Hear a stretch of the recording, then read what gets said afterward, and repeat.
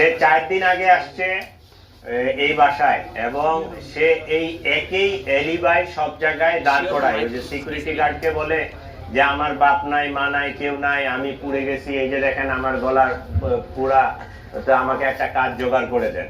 ওই বাসার security guard গুলো এরাও একটু বোকামির মনে হয় পরিচয় দিছে যে একটা লোককে কাজের জন্য আমি দিব, তার নাম ঠিকানা কোনো কিছুই জানবো না, বিষয়টা এরকম হওয়া উচিত না।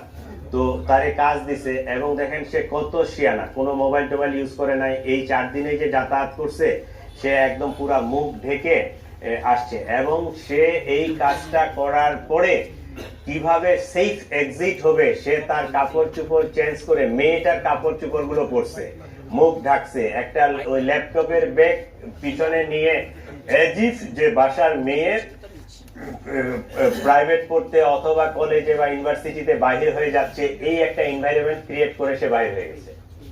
তার মধ্যে ক্লিয়ার ক্রিমিনাল ইন্টেনশন আছে।